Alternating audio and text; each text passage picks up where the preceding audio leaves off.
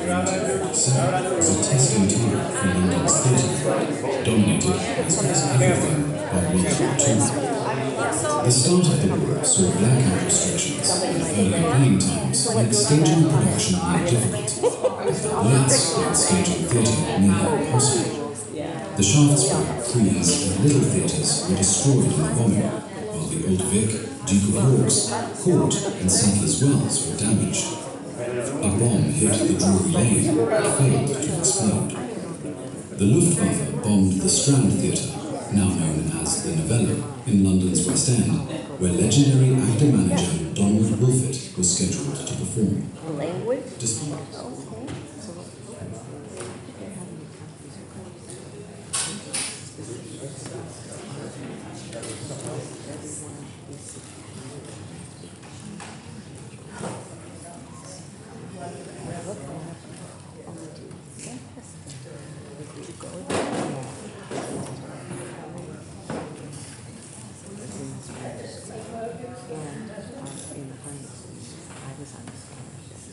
Ladies and gentlemen, the performance will begin shortly. A reminder that there will be loud sounds during the show to recreate the feel of war-torn England, as well as recreating how storm scene sound effects used to be achieved. Please take this time to finish opening your refreshments and unwrapping any snacks or candies. Most importantly, please power off all electronic devices. The lights and sounds from these devices can distract both the performers and your fellow audience members. We also ask that, in the unlikely event of an emergency, you take a moment now to locate the exit nearest to you. There will be a 15-minute intermission where you will be able to get refreshments or make use of the restrooms. The restrooms are located out in the lobby area for those in need. Thank you for your cooperation. And now, please, relax and prepare to go backstage to a small British provincial theatre in January 1942.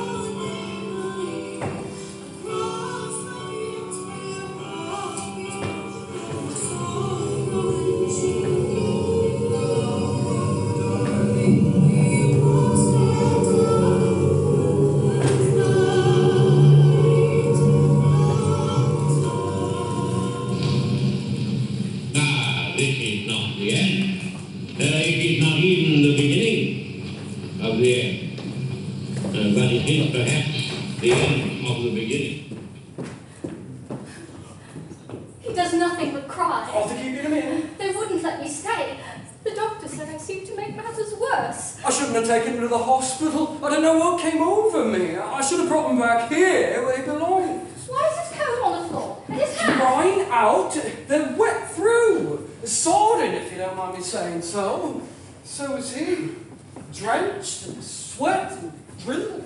How did he come to be in such a state, Norman?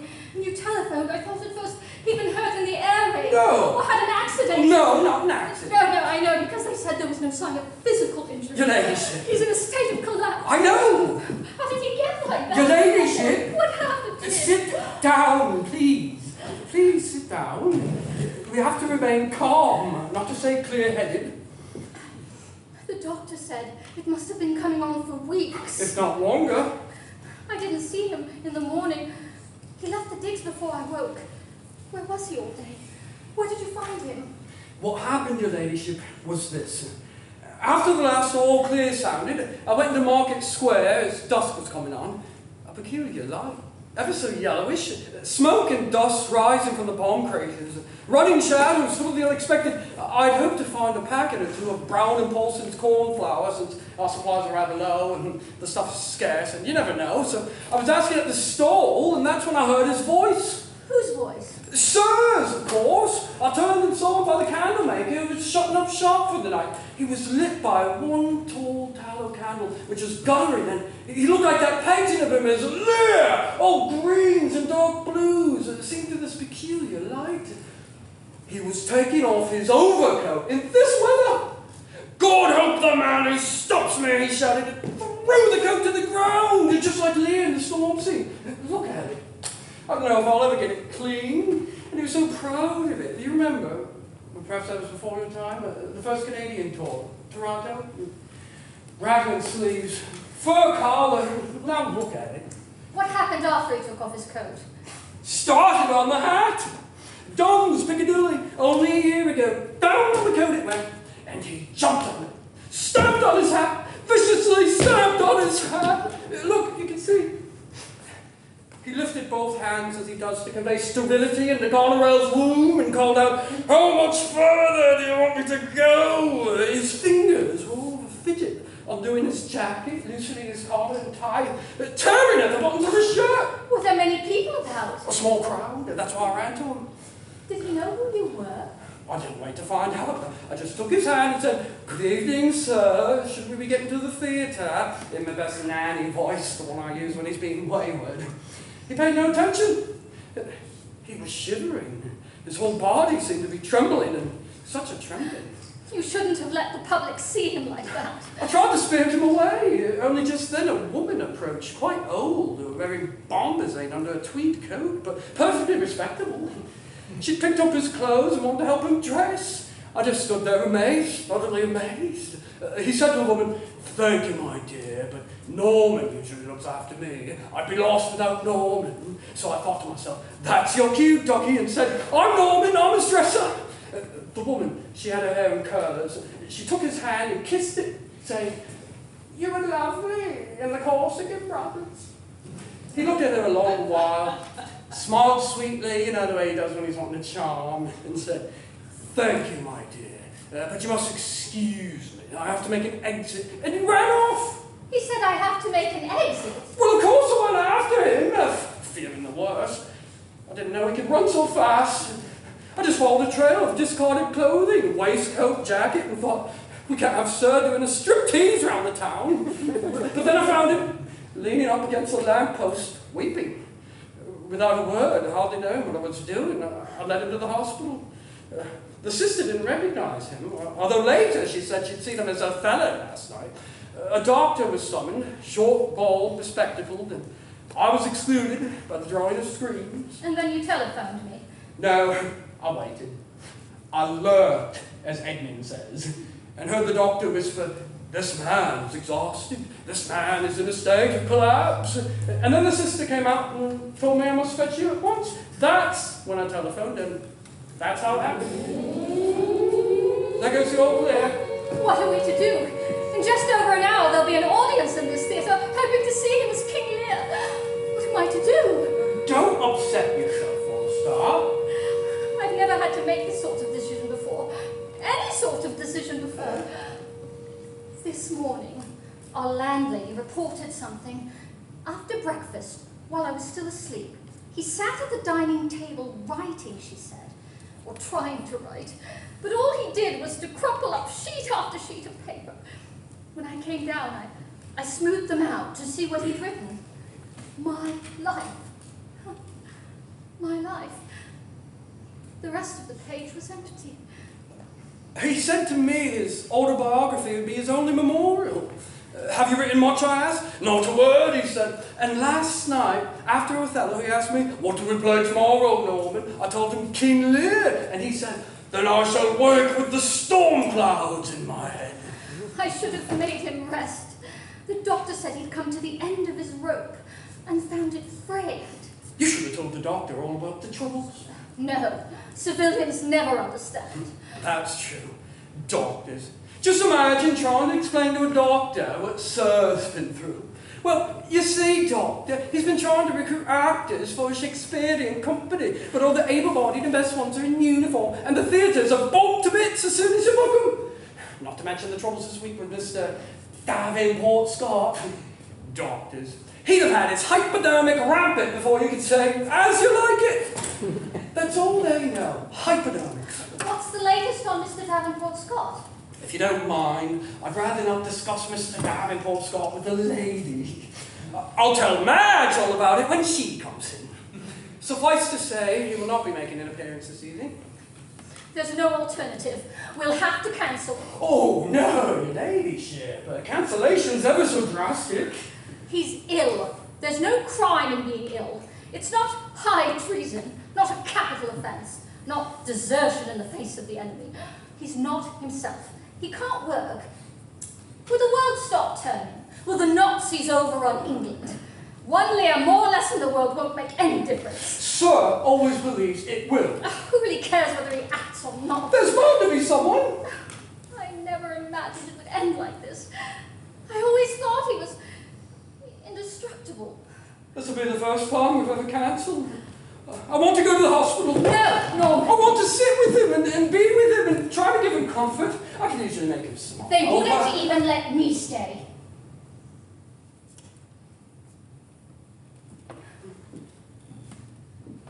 "16 years. I wish I could remember the name of the girl who got me into all this. Motherly type she was. Small parts, plays cards. I can see her face clearly. I can see her standing there. Platform 2 at Crewe. A Sunday. I was on platform 4. "Norman!" she called. We'd been together in Outward Bound, the number 3 tour. Helped with wardrobe, I did. Understudied Scrubby the steward. That's all aboard a ship, you know. Lovely first act. "We're all dead, aren't we?" And I say, "Yes, sir, we're all dead, quite dead." And he says, "How long have you been, oh, you know." "Me, sir? Oh, I was lost young." And he says, where are we sailing for?" And I say, "Heaven, sir, and hell, too. It's the same place, you see." Lovely. Anyway, "Norman!" she called. What was her name? She had joined, sir. Oh, very hoity-toity, I thought. Tiaras and blank verse, while I was in Ponto understudying the Ugly Sisters. Both of them. "Are you fixed?" she shouted at the top of her voice. Well, to cut a short story shorter, Sir wanted help in the wardrobe and someone to assist generally, but mainly with the storm scene in Lear. I've told you this before, haven't I? Put me on the timpani. On the first night after the storm, while he was waiting to go on for "No, you cannot touch me" for coining, he called me over. My knees were jelly. "Were you on the timpani tonight?" "Yes, sir," I said, fearing the worst. "Thank you," he said. "You're an artist." I didn't sleep a wink. Next day, he asked if I'd be his dresser. Madge. You can always tell she walks as if the band were playing "Onward, Christian Soul."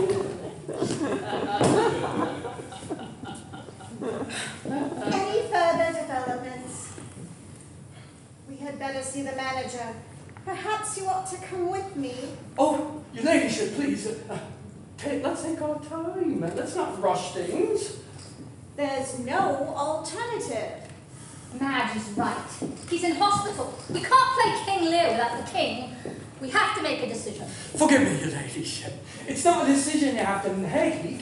It's the right decision. I had a friend. Before one's face was lined, as the saying goes, in a very low state he was, ever so fragile, a pain to be with. You weren't safe from him. On top of a bus, if he happened to sit beside you, he'd tell you the ABCs of unhappiness between bus stops. Someone close to him, his mother, I believe, though it was never proved. Understandably upset, made a decision. "A little rest," she said, among those similarly off-centered in Colwyn Bay. Never a good date, not in February. Wrapped in a grey rug, gazing at a grey sea. Talk about bleak. Mother dear made a decision, but it was the wrong decision. My friend never acted again. We had better face the facts. I've never done that in my life, your ladyship, and I don't see why I should start now. I just like things to be lovely. No pain, that's my motto. But things aren't lovely, Norman. They aren't if you face facts. Face the facts. It's facing the company I worry about, poor lambs. What'll happen to them? And the customers. There was a line at the box office this afternoon. If 4 elderly spinsters constitute a line, pity to give them their money back. They've rightly had enough disappointment in life as it is.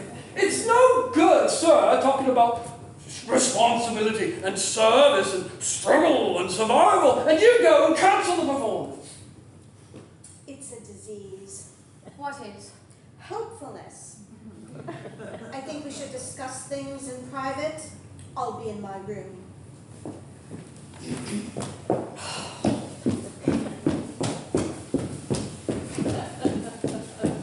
Years ago, in my father's Shakespearean company, the unmentionable Scots tragedy, a new Macduff couldn't remember his lines. My father should have sacked him at the end of the first rehearsal.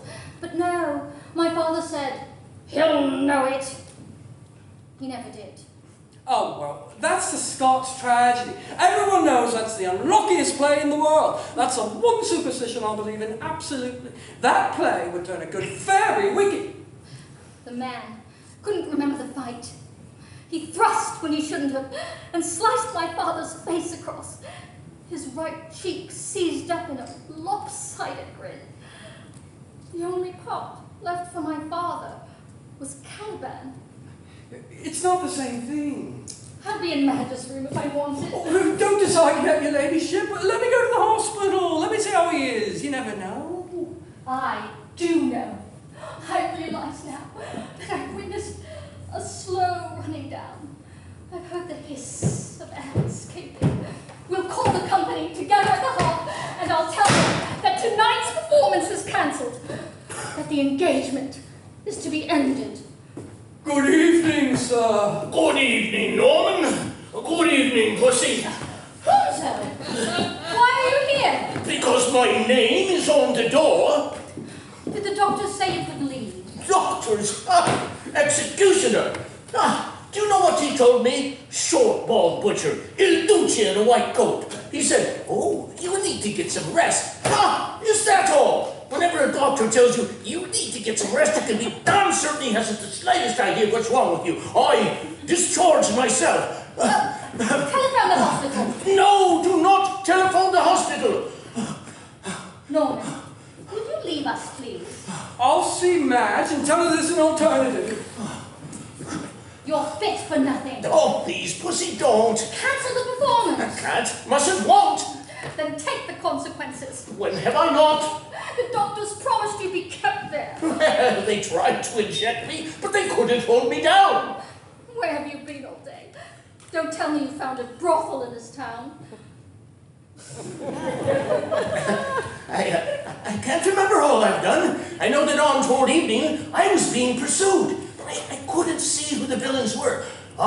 It was then that the alarm siren went off. And I refused to take shelter. I'm accustomed to the blasted heath. A great smell, eyes watering. Everywhere I went, I seemed to hear the sound of a woman crying. And then I caught a clear image of my father, standing on the beach near Lowestoft, plans in his hand, inspecting all the boats that his men had built. An actor, he said, never! You will be a boat builder like me! Yeah! I defied my father, and I lost his love.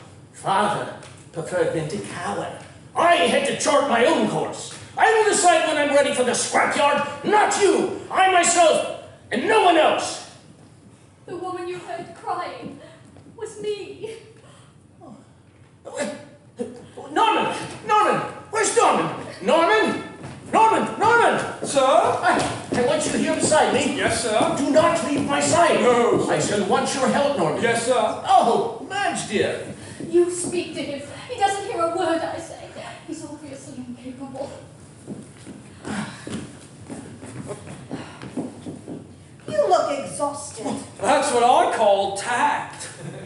Are you sure you're able to go on tonight? He wouldn't be here if he wasn't, would you, sir? Madge, how long have you been with me? Longer than anyone else. Yes, but how long? 20 years. Nearly 20 years. Have you ever seen me miss a No, but then you've never been ill. I only want what's best for for, sir, is that he's allowed to get ready. Oh, yeah, ready, yes, I must get ready. Ready for what? Excuse me, your ladyship, but shouldn't you be getting ready too? I can't bear to see him like that. Oh, best to leave us then. I've had experience with these things. I know what has to be done. Imagine waking to that. Night after night.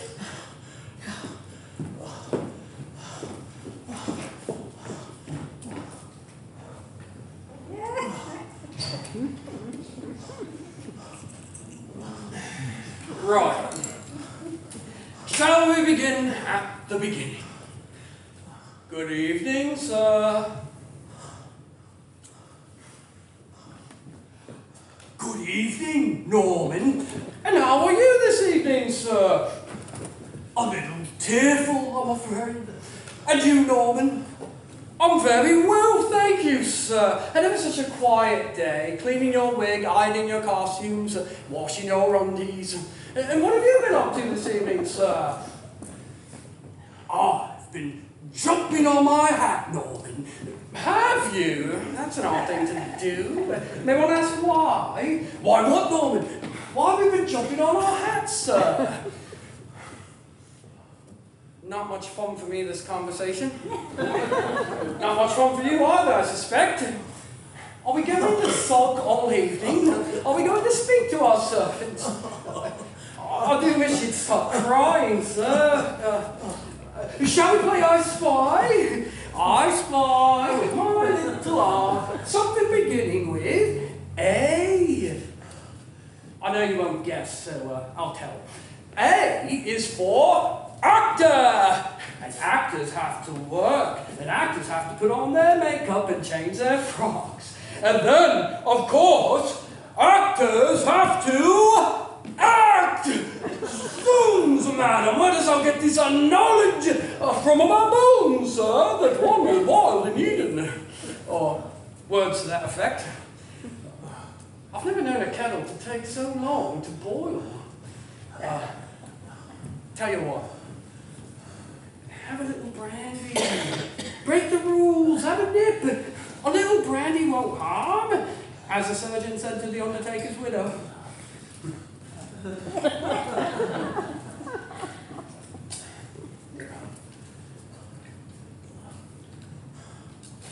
There's less than an hour to go, sir. You usually want longer. Shall we make it start? Yes, it's me, Norman. The one with the sofa eyes. I saved my rations for you. I don't mind going without.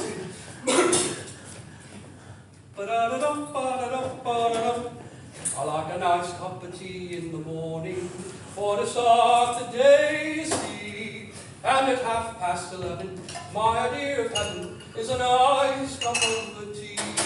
I like a nice cup of tea with me dinner, and a nice cup of tea with me tea. And when it's time for bed, there's a lot to be said for a nice cup of. I just want a cup of. Don't you want a cup of tea? Drink off. It's tea, not rat poison. There, that's better, isn't it? Isn't it? Would you like a Mickey? I saved one for the mayor's reception down at Bricklington. No? Then why don't you have one, Norman? Thanks very much, sir.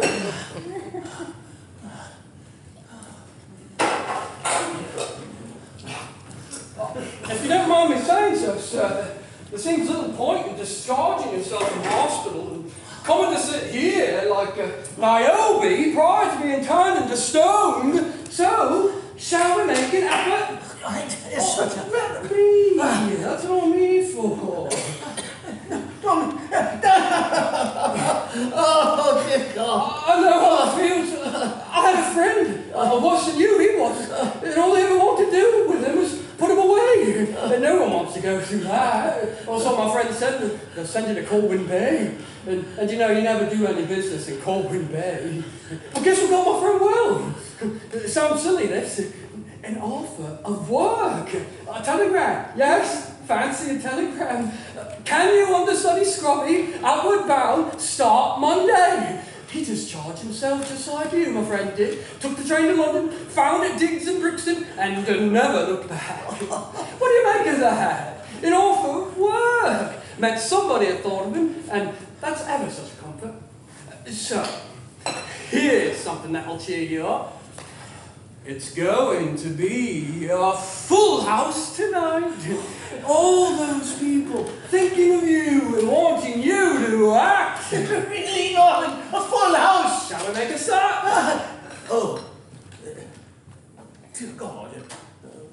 What play is it tonight, Norman? King Lear, sir. Impossible! That's nice, isn't it? People paying good money to see you, and you say, impossible. Very nice indeed, I don't think. I don't wish to be seen, Norman. Difficult when you're playing King Lear! With the lining you use. I don't wish to see her ladyship. Even more difficult since she's playing Cordelia. You saw her a moment ago. You were alone together. We were? Dear God, wait. What play is it tonight? King Lear, sir. Oh, Madge was wrong, you know. She often is. I have been ill before. Oh, did you ever see me at the Corsican Brothers? Alas, no, sir. Before my time. I had to go on with double pneumonia. Oh, which is apt when you're playing the Corsican Brothers. Oh, I'd rather have double pneumonia than this. Then what? What's to prevent me from just packing up and going home? Why am I here when I should be asleep? Even kings have to take... Oh, well, I hope he's happy with the woman he loves. That's all I can say. I hope he's happy. Shall we undress? Oh. Speak of undressing.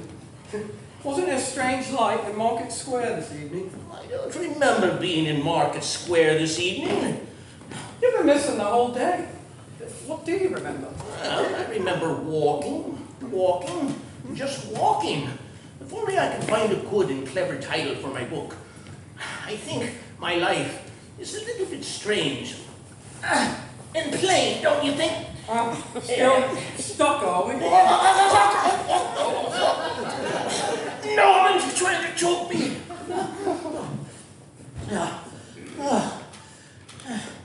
Still stuck, are we? No, I'm not stuck. I wrote a little, 2 or 3 sides in an exercise book. Norman, see if it's still in my coat pocket and my reading glasses. Oh, right here. Very good. Is it there? Yep. You don't see much through these. Oh, dear God. Let me see what I wrote here. Oh, dear. I was certain I had written something. Can you look for me, Norman? Is there anything? Evidently not. It can't be Lear again. Shall we begin our makeup? Norman! Where's my hat? Where's my hat? I'm getting out of here. I'm not staying in this place one moment longer. I'm surrounded by vipers. Betrayal on every side. I'm being crushed, Norman. My life's blood's being crushed out of me.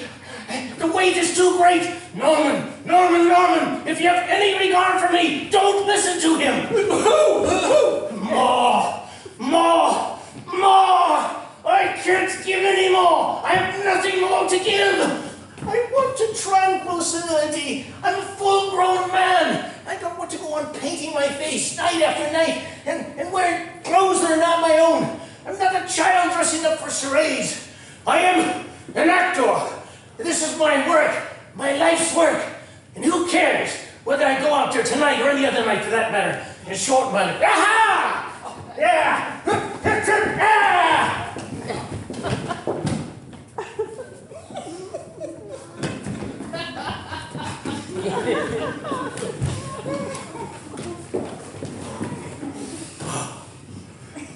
I had a friend who once told me, Norman, I don't care if there are only 3 people out front, or if the audience laughs when they shouldn't, or don't when they should. But one person, just one person is certain to know and understand, and I act for him. That's what my friend said. Norman, I can't move that which can't be moved. What are we on about now? Norman, I'm filled inside with stone. Stone upon stone upon stone. And I can't lift myself. The weight is too great. I know futility when I see it. Oh, Norman, I dream at night of unseen hands that are driving wooden stakes into my feet. and I can't move. And when I look down at the wounds, all I see is a jelly, leprous pus, and the dream is long and graceless. And I awaken sweat-drenched and poisoned. Oh, and then the whole day long, I'm filled with a burning heat inside, which drives all else from my mind. What did I do today? You what? You thought you wrote. A woman kissed your hand in Market Square and said you were lovely in the Corsican Brothers. Wait, how do you know this woman? Has someone been talking? I don't wish to hurry you, sir. No, I lie. I do! I hate the swines! He's a hard taskmaster, Norman. He drives me too hard. I have too much to carry.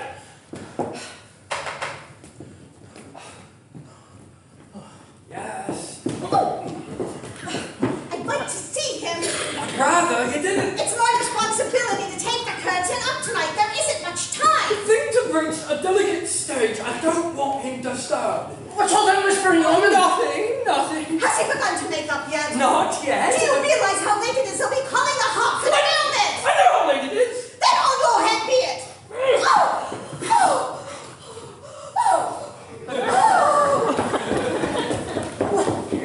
What's all that racket, Norman? What's going on? Who was that? Only Madge to say everything's running like clockwork. Oh, look, a costume.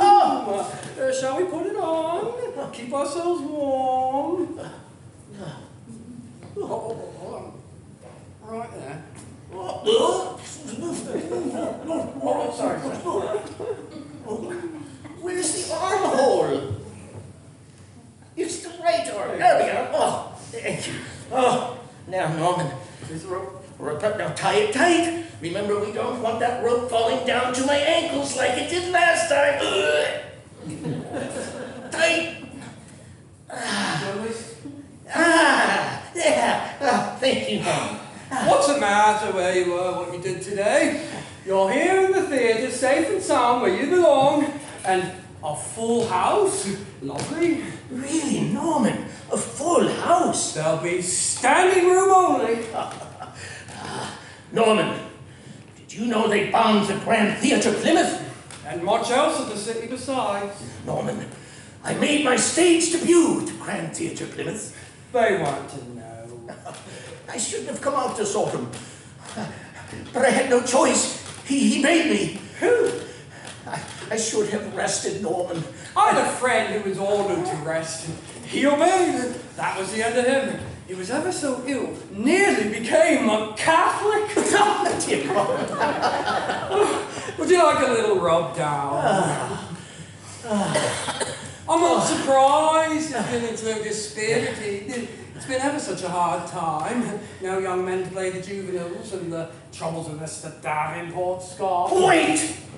What troubles of Mr. Davenport Scott? The police have opposed bail. What? Well, he'd had his second warning. How should we dispose of our forces? Mr. Thornton is standing by to play fool. That leaves me one night short for reason, not the need. 98 short, actually, if you take the Texas Gospel, so one more or less won't be too upsetting. Oh, dear God. Can't you just picture it? Thornton, toothless as fool. Brown, lisping as Oswald. And Oxenby limping as Edmund. Christ, what have I come to? I've never had a theatre company quite like this one. I'm reduced to hiring old men, cripples, and Nancy boys. Oh, dear God. Yeah, Hitler's made it quite difficult on Shakespearean companies today. It'll be a chapter in the book, sir. I hate to mention this, but we're going to be short for the storm scene tonight. We don't want to operate the wind machine. Not for Mr. Thornton to play fool. Mr. Thornton was ever so good on the wind machine. Madge knows the problem, but she's very unsympathetic. You tell Madge, from me, I must have the storm scene at full strength tonight. And what about Oxenby? Not the most amenable gentleman. You send Oxenby to me at the hat, and I'll have a word with him. You see? Do you want to talk to Mr. Thornton? I better have another talk with... Oh, Thornton! Yeah. A talk with Thornton too, yes. Okay. Thanks for reminding me, huh? But he's a tough one. But you see, that's more like it. You're in the theatre where you belong, doing what you know best, and you're yourself again. You start making up, I'll go and tell them to come and see you. I'll clean the wig, I'll see what I can do with these. Jumping on his head, indeed. Shan't be a minute. Ooh. Oh, yeah. Oh. Oh, you'll be surprised. He's going to like this one.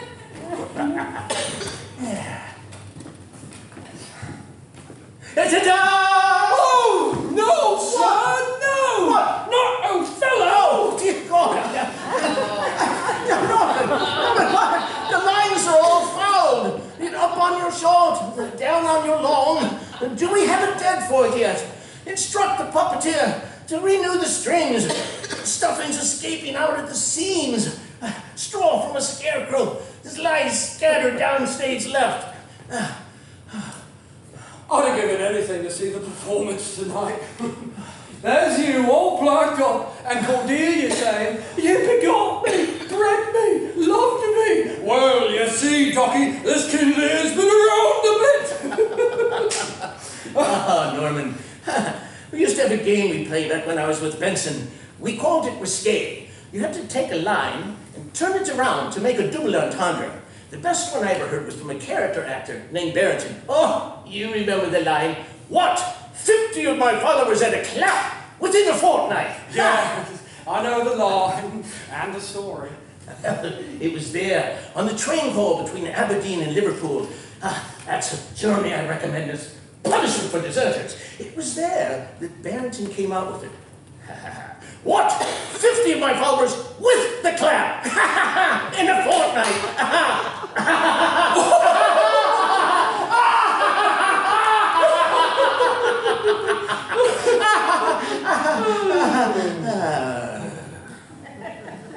Oh, dear God. Another blank page. The time has come, if you don't mind me saying so, to stop waxing poetical and to stop waxing a bit more practical. Who? Irene, I've come for the crown. Oh, enter. Oh, good evening, my child. Good evening, sir. All's well? Thank you, sir. And you come for the crown? Yes, sir. Polish it well. I like it gleaming. Yes, sir. And then bring it to me on stage well before curtains up. You know I like to have it on my head by the quarter. Yes, sir. And then, when I've used it on stage, see that it is returned to my room before the interval. She has done it before, sir. Norman, I like to be certain. Yeah. There it is, my child.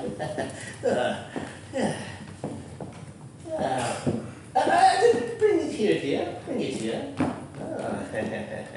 Oh, you're a pretty young thing, aren't you? Thank you, sir.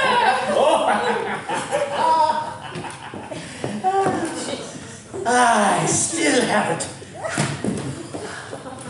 Sir, it's time to age. Oh. Norman. Norman. They're all the same color. I don't...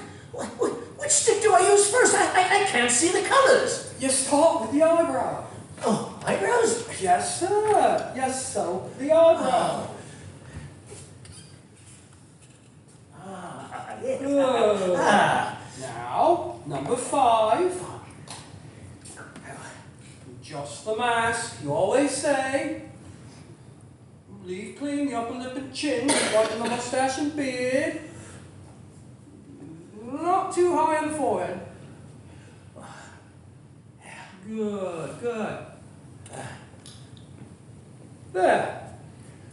Easy as falling off a tightrope.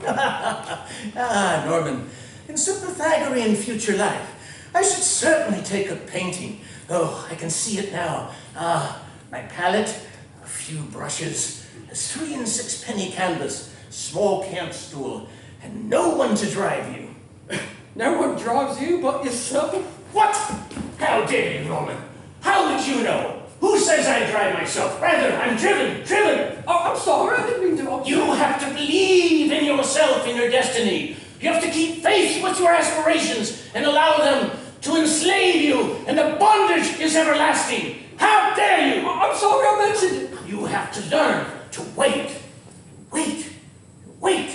until the moment arrives when you launch your bark and you take up your rudder, and then, oh my dear masters, beware the effort to forget all that you are risking, to go before the first night's audience, before whom you will lay bare your soul, to put your entire life in jeopardy, time after time, to bear your back to the stripes of the critics, and to go on doing these things year after year after year, and always with the terror increasing, because you know it is easier to climb than to simply hang on. So now, do you see why Benson wrote me after my first essay into management? May you have the health and the strength to go on and on and on. You should put that in the book. But Norman, do they know what it means? Do they even care? I hate the swines. Who? Norman. Why don't we go on and on and on with all Oh, Norman, there was a time when I used to have to paint in all of these lines. Now, all I have to do is darken what is already there and deepen it. What now? How is he? He'll be all right if he's left in peace. I want to see with my own eyes. It's not to be disturbed. And what about the understudies? He knows all about it. Everything's in hand. The manager wants to know if he can let the house in. Tell him, yes. You realize now that there will be an audience out there? It'd be silly going through all this if there wasn't. Will he be ready on time? Will he be well enough? Yes! What's going on, Norman? Who was that? Just minioning. Oh, well, there's too many interruptions. I've lost my train of concentration. Norman, Yeah, sir. how does the play begin? Which place, sir? Tonight's. I can't remember my first line. Attend the Lords of France and Burgundy Club, sir. Oh, yes, that's it. Norman, Sir? what performance is this tonight? Tonight will be your, let's see, 227th performance of the pop, sir. 227 years, and I can't remember my first line. Oh, we've forgotten something, if you don't mind me saying, sir. What? We have to sink our cheek. Oh, yes. Oh, thank you, Norman. Oh, Norman. Oh, look at this, Norman. God. I shall look like this in my coffin. And a broad straight line at number 20 down the nose gives strength, you say? Oh, yes. Right down the nose. Right. Yeah, right. Oh, Norman, were you able to find any more Brown & Paulsons? Not yet, but I'm still looking. We have enough left for this tour. And now we add a little grey to the beard and mustache, don't we? Norman, how dare you? I know how to grain a beard and a mustache. I've been a detective for over 40 years, and I've steered my own course for over 30. You think I don't know how to grain a beard and a mustache? You overstepped the mark, my boy. Don't you get above yourself. Yeah, Norman, I shall want to rest after the stormsy. There's no need to tell me, I know. Towel, please.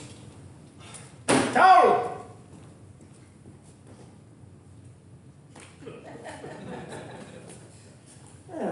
Perfect. Oh, yeah. Oh, no. Oh, no. Something's missing, Norman. What's missing? Well, I don't want to get above myself, but how about the wicked?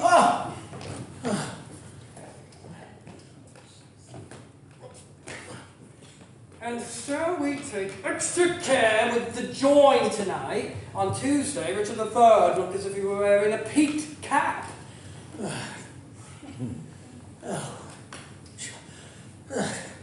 Norman, it's hot, unbearably hot. I fear I'm going to faint. Haven't it? It won't harm. Oh, sir, we mustn't give up. Not now, not now. Oh, let's highlight our line.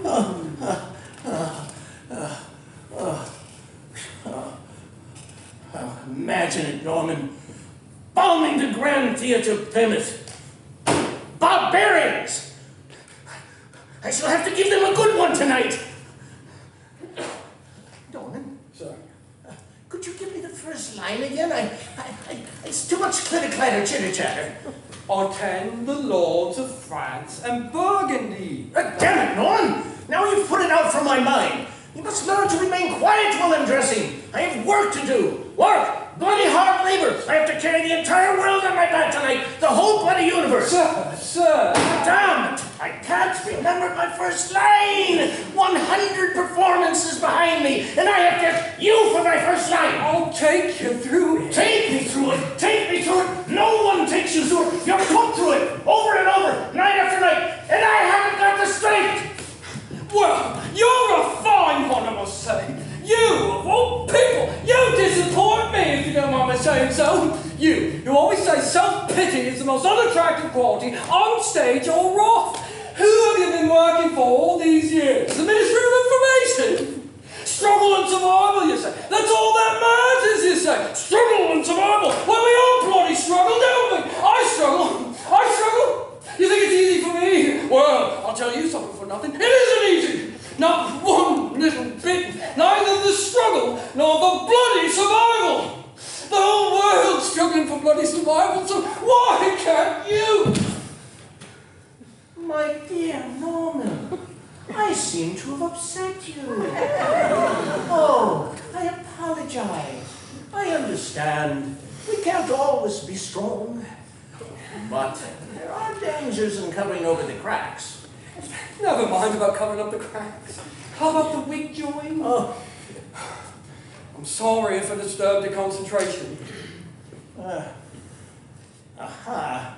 We both know servitude, Alfonso.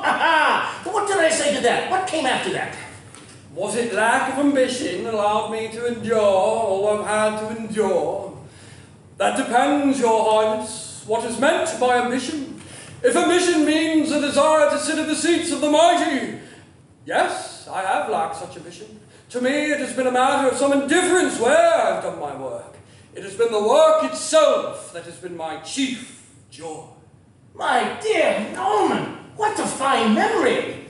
My memory is like a policeman, never there when you want it. Norman, now that was a play, a real moneymaker too. Greatly admired by clever chairwomen, stupid clergymen. Norman, if I was 20 years younger, I could still go on acting that kind of rubbish. But now I must ascend to the cosmos. But do you think they care? I hate the swine. Shall we finish our eyebrows? Half an hour, please, sir. What? Already? You were late in tonight, sir. But where's the girl with my crown? I'd like to have it on my head by this point. Sir? My hands. What? My hands. They're shaking. Very effective in the part. Don't forget to make them up. I can't keep them still. Will you do it for me, Norman? Look, it must be infectious. Oh, thank you, Norman. Oh, Norman. I can face the division of my kingdom. I can cope with the fool. I can bear the reduction in my retinue. I can stomach all the curses that I'll be forced to utter. I can even face being whipped by the storm. But oh dear God, how I dread that final entrance. To carry on Cordelia dead, and to cry out like the wind and howl, howl, howl, and then to lay her down gently on the ground. To die! Have I the strength? If you haven't the strength, no one has. Oh, Norman, you're a good friend, Norman. Thank you, sir. What would I do without you? Manage on your own, I expect. Oh, you will be rewarded, Norman. Pardon me while I grab my violin. No, don't mock me. I may not have much longer. My father said the same thing. Lived to be 93. May still be alive for a while, I know. There. Albert Dürer couldn't have done better. Bonzo, how do you feel? Oh, a little bit more myself, pussy. Yeah, see? Once he's assumed the disguise, he's a different man. Egad, madam, that's a porcupine wit. And you're sure you're able to go on? Oh, on and on and on. Don't stop that again, please. Pussy, I thought I was the black one tonight. Oh, my dear. Shall I fetch the cloak and tie it on as usual? Yes, as usual, pussy. Mr. Thornton and Mr. Oxenby are waiting outside to see you. Shall I ask them to come in? Oxenby? Oxenby? I don't want to see Oxenby. The man frightens me. But mind you, he's the best Iago I've ever had or ever seen. And I include among those others that little 4'6" punch, Sir Arthur Palgrave. You see? That's more like the sir we know and love. Sir Arthur Palgrave, dear God. He went on playing Hamlet until he was 68 years old, when there were more lines in his face than there are steps to the balcony. I saw his Lear. I was pleasantly disappointed. Sir Arthur Palgrave, who advises His Majesty on these matters? Answer me that. You're a miracle worker, Norman. Thank you, your ladyship.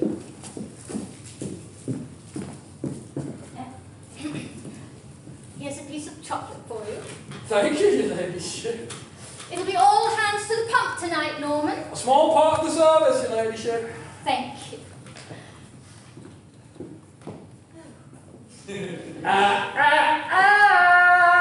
Don't you suppose I didn't see that, Norman, because I did. Dear God, there are thousands of children in this beloved lands of ours.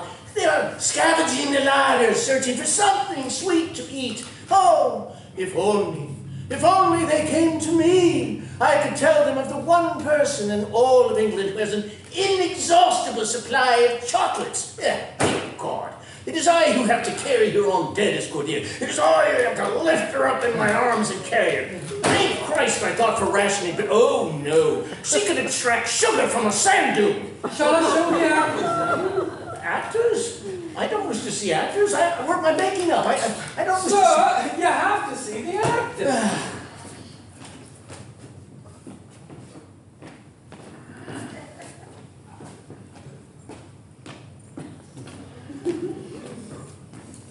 Mr. Thornton! Mr. Thornton to see you, sir. Well, good evening, Geoffrey. Now tell me now, does the costume fit? Well, Mr. Davenport Scott is such a small man. Mr. Davenport Scott was a word. Now let's see you... Oh! Do you know the lines? Oh, yes. Well, don't keep me waiting. Oh, no. Pace, Yes, then. yes. And at all costs, stay out of my focus. Yes. Out the boom lights that placed on the downstage wings. They're for me and me alone. Oh, yes, old man. You must find whatever light you can. Right. Now, Geoffrey, the time has come. Let me hear you sing. What? You know, Geoffrey, he that has a little tiny wit. He that has a little... He that has and a little tiny wit. Oh, dear.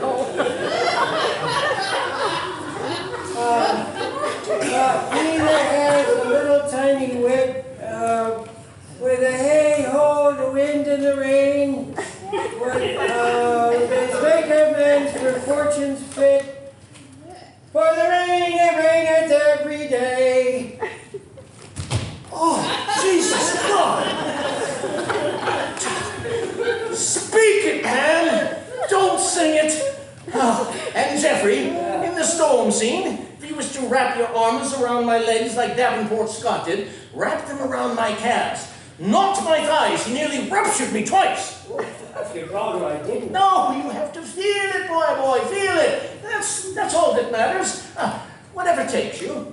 Well, all right. But don't let too much take you, Geoffrey. No. Remember, remain within the bounds, and at all costs, remain still whenever I'm speaking. Yes. Oh, and Geoffrey, Yes. there's no crying in this part. Oh, no. I'm the only one that has tears in this play. Right. Serve the playwright. Yes. And Geoffrey, Oh. keep your teeth in. Well, it's only when I'm nervous. You'll be nervous, Geoffrey, I guarantee it. But there's going to be no extra payment for this performance. Your contract reads, I believe, play as cast. Yes. Well then, good fortune attend your notice, Geoffrey. Thank you. God bless Geoffrey. I'll face the naughty old any time.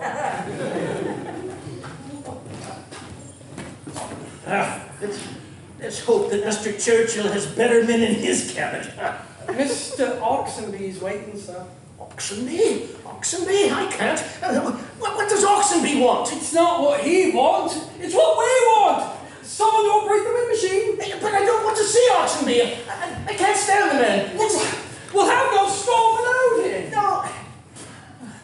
Mr. Oxenby to see you, sir. Oh, dear God. You wanted to see me? I did. Did I, Norman? For what? Sir, I was wondering whether he could ask of you a favour. He can ask.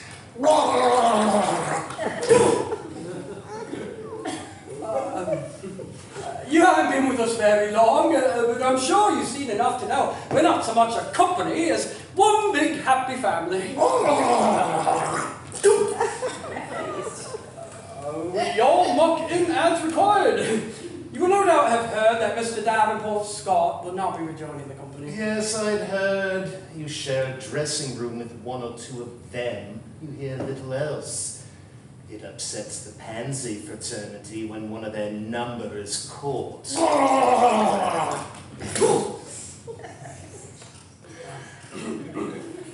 But because Mr. Thornton is having to play fool and our two elderly knights are sitting in the hall behind the front cloth, we've no one to operate the wind machine. We'd asked Mr. Brown, but he's really rather too fragile.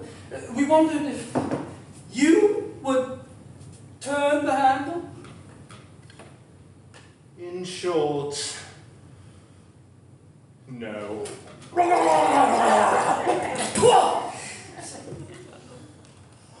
Anything else? Has he read my play yet?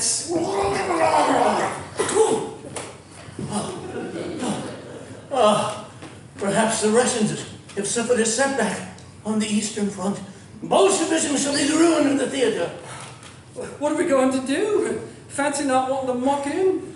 Oh, Oxenby hates me, Norman. He hates me. I can feel his hate. All that I stand for, he despises. Besides, I wouldn't read his play, not even if he were the Commissar of Culture.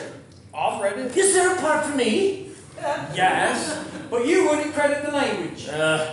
Oxenby was most ungenerous with Davenport Scott. Now, mind you, I hold no brief for buggers myself, but where's the man's humanity? I mean, a fellow artist brought low and thrown into the cells cannot be cause for rejoicing. But I can see just what Oxenby's up to.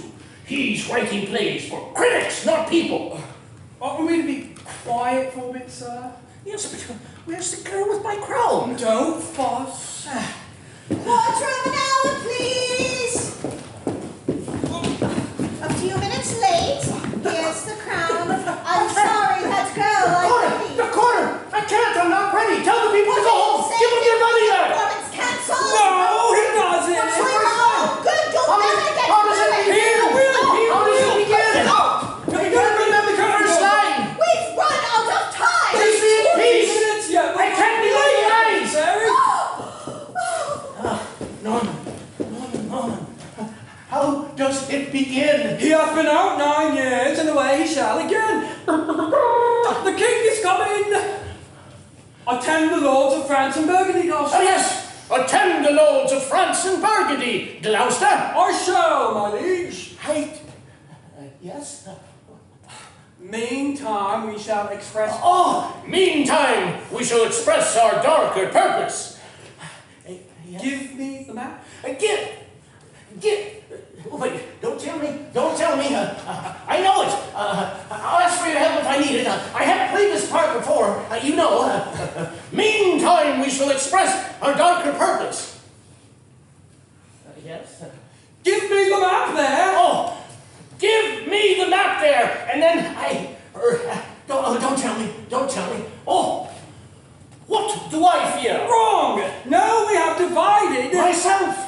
For there's none else by. True, we speak of dreams which are children of an idle brain.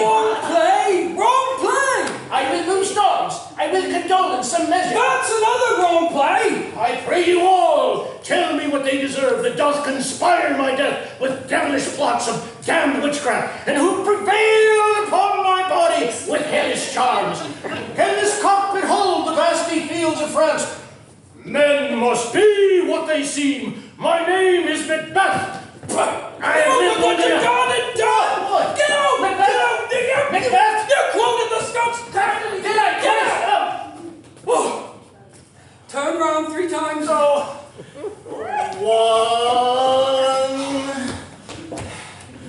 2.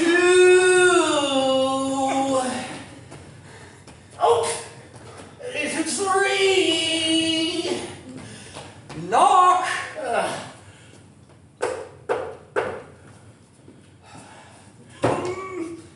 Enter.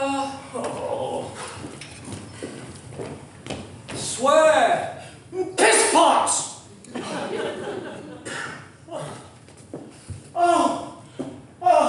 And my poor fool is hanged. No more life. Why should a dog, a horse, a rat have life, and thou have no breath at all? Oh, thou wilt come no more. Never.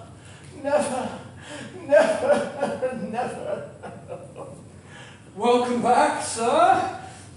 You'll be all right. Struggle, Bonzo. Survival, pussy. 5 minutes, please, sir. Thank you. Let us descend and survey the scene of battle.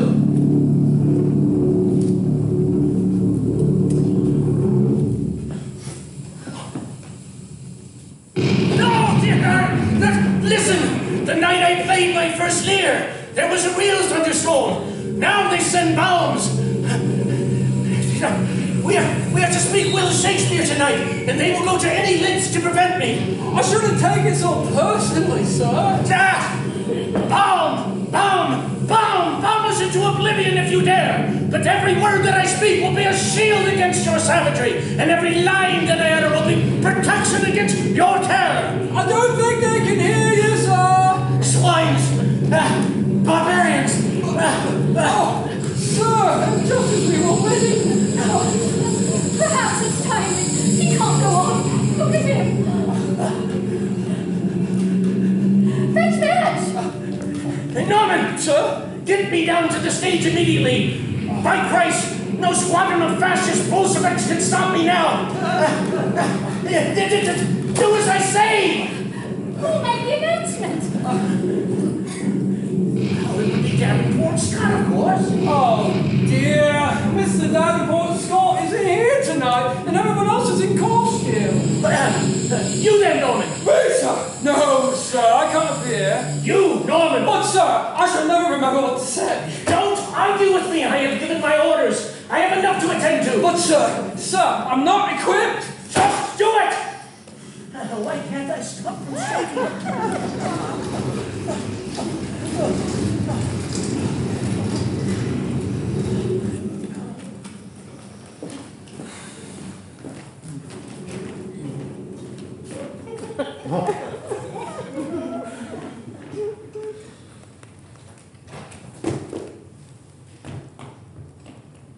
Ladies and gentlemen?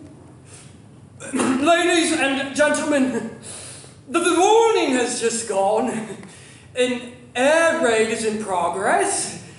We shall proceed with the performance. Will those who wish to live?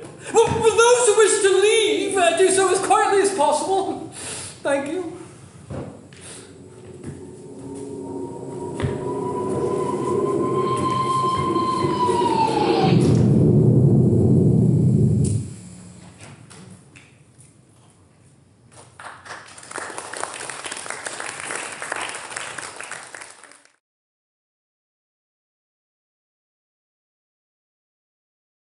Gentlemen, ladies and gentlemen, the interval is over.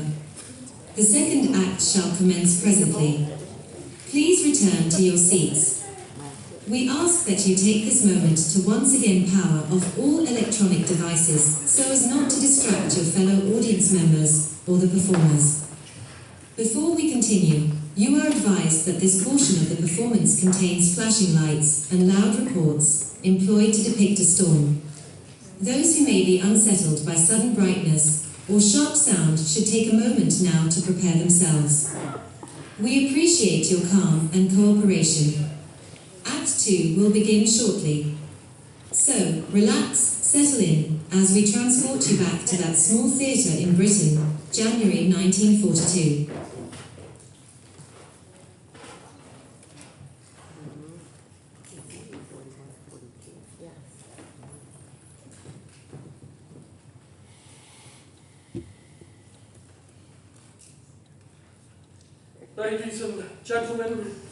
Ladies and gentlemen, the morning has just gone, and air raid is in progress.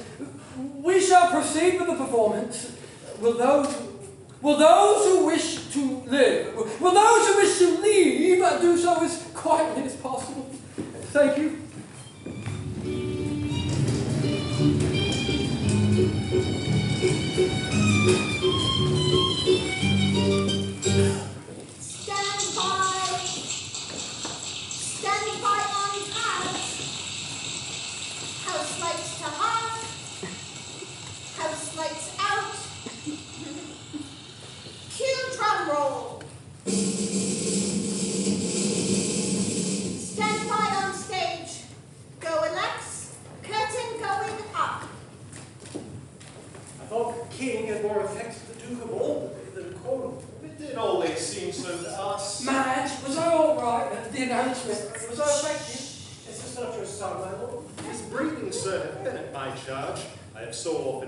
To acknowledge him that now I embrace to it. Your ladyship, was I all right? I cannot conceive. Better than Mr. Davenport Scott. Sir, this young fellow's mother could, whereupon she grew ground wound. Really? Do you mean it? I was ever so nervous. Do you think anyone on a soft block? Will those who wish to live? Could have kicked myself. Was I really all right? You were fine. Did he say anything? No. But I have a son, sir, by order of law, some year elder than this, who yet is no dearer in my account. Do you know this noble gentleman? Edmund? No, I don't. Ah, my lord of Kent, thereafter consider him my honourable friend. My services to your lordship. I must love you and soon to know you better. Sir, I shall study deserve. He hath been out 9 years, and away he shall again. Queuing grams. The king is coming. Stand by, please, your ladyship. Stand by, please, sir.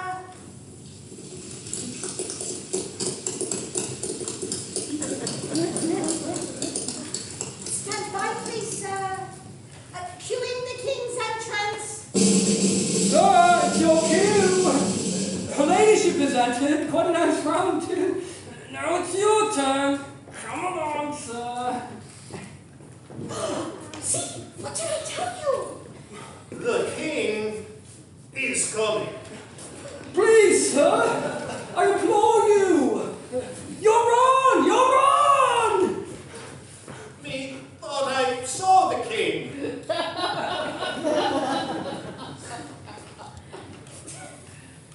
We thought so too. Please, sir,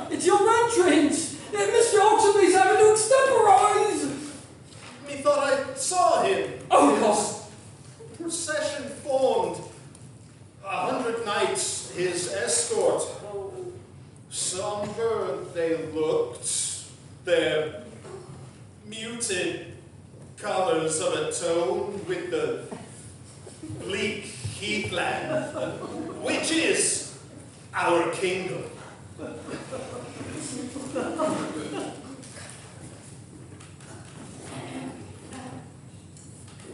king, my father, was, methought, behind me. From our camp we marched, a goodly distance, I ahead, as is our custom. Perchance he hath rested, for age hath not the spring of youth. Is that right? No! Sir, the ladies are getting restless. Sound the fanfare again. Ah! Methinks I see the king! No, I was mistook. My lord, my lady, with thy consent, I shall to his majestic side, there to discover his royal progress.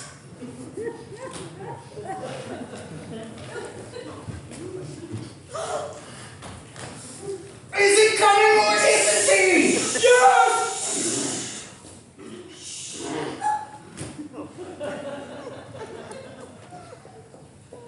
I am assured, my lord and my lady, the king is coming. Cue the timpani again!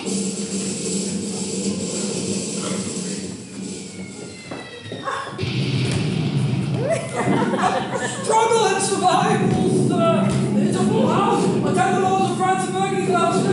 Cue the notes, cue the notes. Go on, go on! Enter, for God's sake! Give me the map! There. Give me the map! There! Give me the map! There.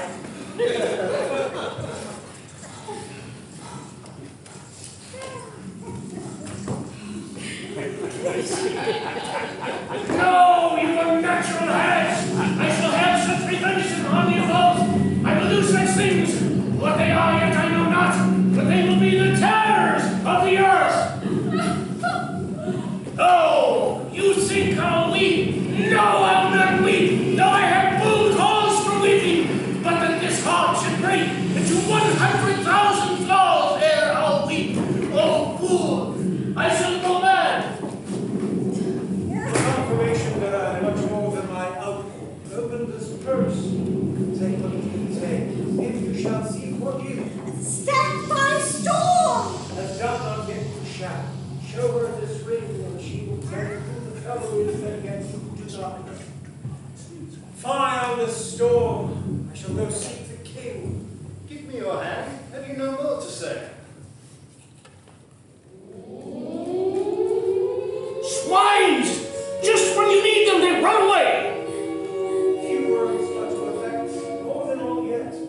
That, when we have found the king, in which we'll pay, that way of this, he that first lights on him, hollow the other. Go storm! No! No! No! No, ye winds, blow! And wreck your teeth! Louder! No! No! Rage! Rage! Rage!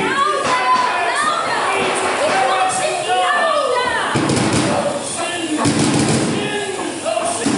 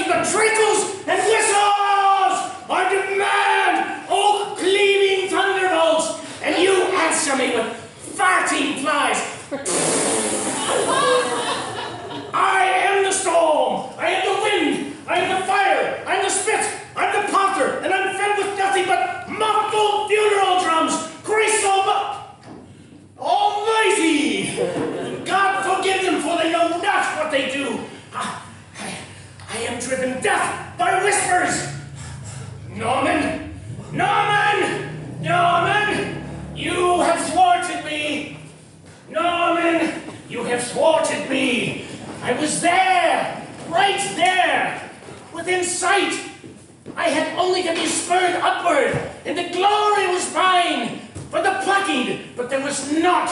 Zero, silence, a breeze, a shower, a collision of cotton wool, and a flapping of butterfly wings. I want a tempest, not a drizzle. Something will have to be done. I demand to know what happened to the storm scene tonight. Well, I'm pleased you're pleased. What? Sir. I've never known you not to complain when you've really been at it, and tonight, one can say without fear of contradiction, you were at it. Rest now. You've got the whole interval. Try to sleep. You've been through it. What? Oh, I've been put through it, whichever you prefer. And you need quiet, as the deaf mute said to the piano tuner.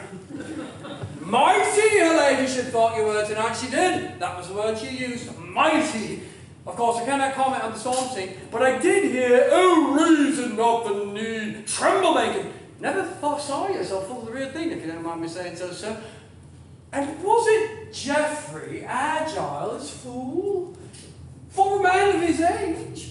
It kept well downstage, never once got any light. Much less obtrusive than Mr. Davenport Scott in every way. And here's something funny. In the storm scene, while we were beating ourselves delirious, and I was having to jump between Thunder Sheet and Tiffany like a juggler with rubber balls and Indian clubs, Mr. Oxenby came to our aid, uninvited. Cracked and clapped he did with abandon. Not a word said, just gave assistance when assistance was needed. Afterwards, just before the interval, I thanked him. Get stirred, he said, which wasn't nice, and added scornfully, I don't know why I helped. And I said, because we're a band of brothers and you're one of us. I did. I said that, and quite unabashed. He hobbled away, head down. If he were given the muttering, he'd have muttered darkly. Monty, are you asleep, sir? Do be driven thus! I hate the swines. Who? Who is it that you hate? The critics! Oh, the critics! The critics hate the critics? Why, I have nothing but admiration for the critics. Why, how can one hate the crippled, the mentally deficient, and the dead? Bastards! Who then? Who then what, Norman? Who then what is it you hate? Oh, let me rest, Norman. You need to stop questioning me. Let me rest. Oh, but Norman, do not leave me until I've fallen asleep. I do not want to be left alone. I'm a spent horse. My days are numbered.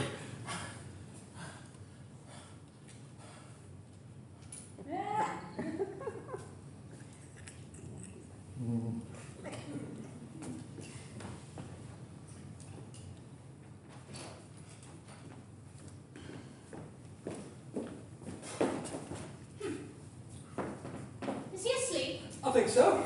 I'll sit with him. Don't wake him, will you, your ladyship? He's ever so tired.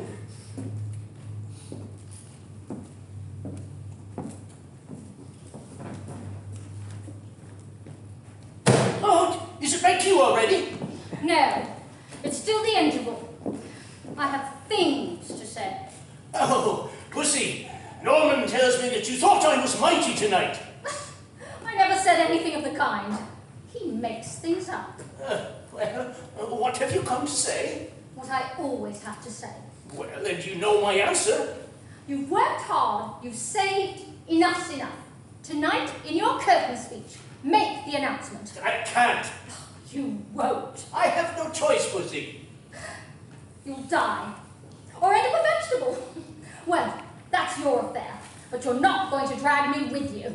Oh, I'm helpless, Pussy. I do what I'm told. I cower, frightened of being whipped. I'm driven. Driven? No. Obstinate, yes. Cruel, yes. Ruthless, yes. Oh, please, Pussy, don't. You know where your priorities lie. Whatever you do is to your own advantage and to no one else's. Talk about being driven. You make yourself sound like some disinterested stagehand. You do nothing without self-interest. Self? You. Alone. Oh, Pussy, please. I'm sinking. Don't push me down further into the mud. Sir, her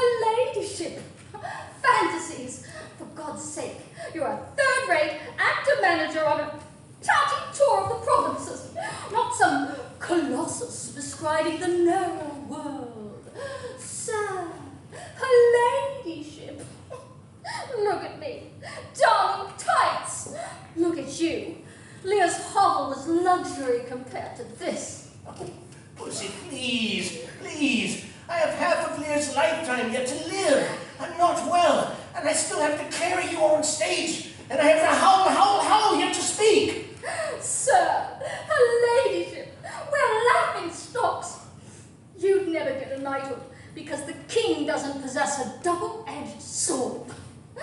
The only honor you'll ever get is when you go on stage and we all bow. I thought tonight that I caught sight of him, or saw myself, as he sees me, speaking reason not to need. I suddenly became detached from myself. My thoughts flew, and I was observing from a great height. Go on, you bastard! I seemed to be saying, go on, go on, go on, you've so much more to give. More, more, more!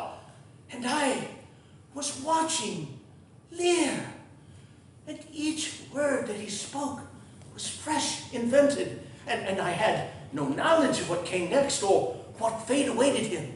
And the agony was in the moment of acting created. I saw an old man, and the old man was me, and I knew there was so much more to come. But what? Bliss, partial recovery, more pain, and then death. All of this I knew I had yet to see, but it was outside myself. Do you understand? It was outside myself. Oh, Pussy, please don't leave me.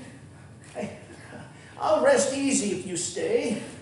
And don't ask of me the impossible. Otherwise, I know without you in darkness I'll see a locked door, a sign turned in the window, closed, gone away. I'll draw blind. I'll stay. Until Norman returns.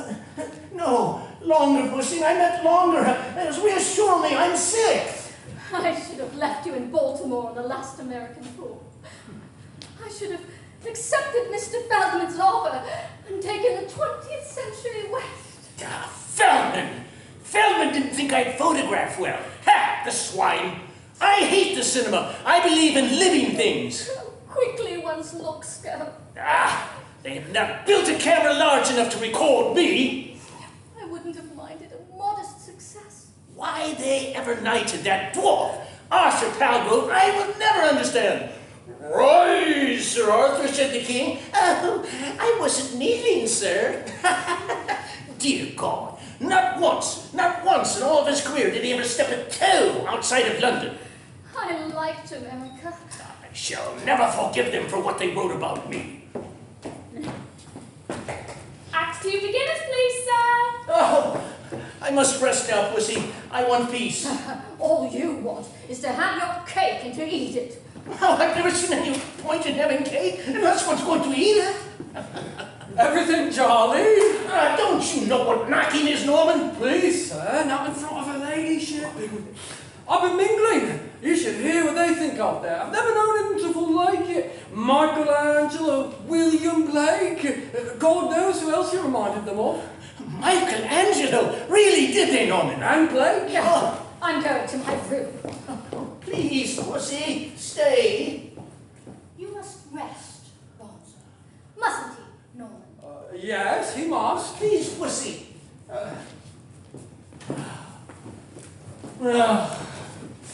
Be gentle with her ladyship, Norman. I'm always gentle with her ladyship. Especially gentle now. Why? It's the time of life. You mean hot flushes and dizzy spells? Well, she's become quite preoccupied with herself. Sounds like a bad attack of change. Oh, be gentle with her, Norman. I don't want her hurt. Sleep now. Oh.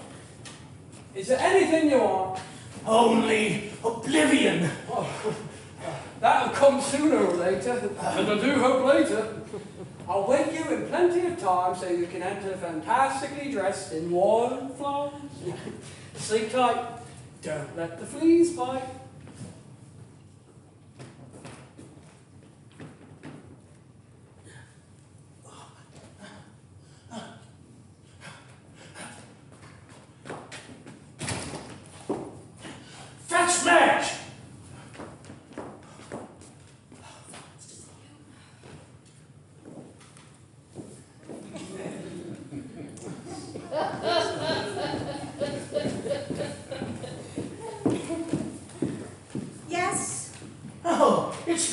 Now, don't you think? Except for the first entrance. Oh, dear God, yes. Madge, come here. Hold my hand. Please, Madge, please. Oh, it's like ice. It's cold with fear. What are you frightened of? Of what's to come. You know who you're talking to, do you? It's me, not someone to impress. Madge, dear, please. I'm speaking from my heart. I've never before felt so lonely. Please, I have shown Madge, please, wait. Wait. I tell you, I'm frightened of what's to come. And I really mean it. For the first time in my life, the future is hidden from me. I see no friends. I'm not warmed by fellowship. I only know an awful solitude. This is a ridiculous conversation.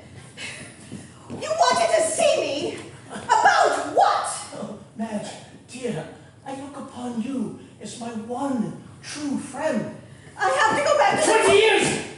20 years! Can it really be 20 years? Yes. Have you been happy? Has it been worth it? No! I've not been happy! Yes, it has been worth it. Oh, Madge, dear, in my will I've left you with all my I don't want to hear what you've left me in your will! Press cutting books that last a lifetime, my entire career. I've kept them all religiously. Good and bad notices alike, and not all that many bad. Madge, talk of me sometime. Speak well of me. Actors live on only in the memories of others. Speak well of me. Oh, stop it. You are in the middle of a performance of Lear. Acting rather less mechanically than you have of late. And you talk as if you're organizing your own memorial service. Madge, listen. The most wonderful thing in life is to be remembered. Speak well of me. You will be believed. You will be remembered. Madge, dear, I have something for you. I want you to have this ring. Oh, Madge, if possessions can be dear, then this ring is the dearest thing I own. It was owned by Edmund Kean in a play the title of which is an apt description of what I feel. A new way to pay old debts. Madge, here. When you speak of it, say, Edmund Kean and I wore this ring.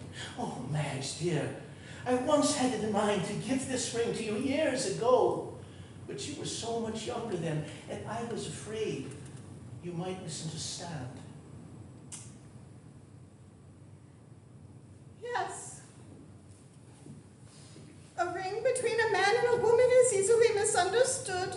Oh, Madge, I know I'm thought insensitive, but I'm not blind. No. I always knew you were aware of what the spinster in the corner felt. You were right not to give me a ring all those years ago. I lived in hope then. At least I was able to see you every day. I made myself useful to you. I settled for what I could get.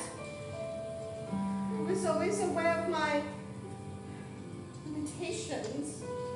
Oh, Madge, dear Madge, you are the only one who truly, really loves me. Madge, wait! Wait, Madge! No, Madge!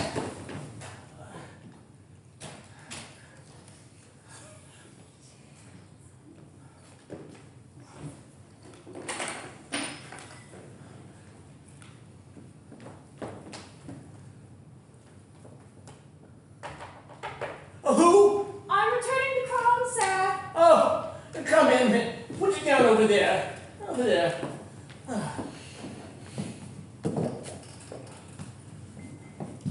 Sir, will it disturb you if I say something? Oh dear. I guess it depends on what it is. I just wanted to thank you. Thank me? For what? The performance this evening. Oh, well, it's not over yet, my child. I felt honored to be on the stage. Oh, did you? Well then, go over there and open that drawer and you'll find a photograph of me. What?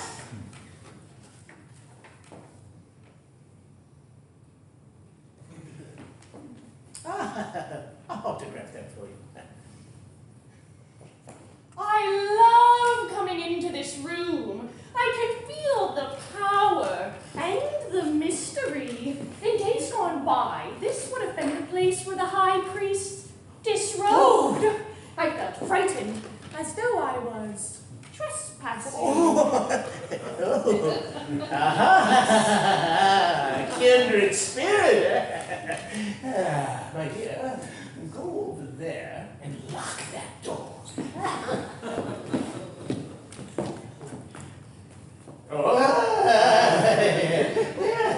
Come near. Irene? Irene, yes.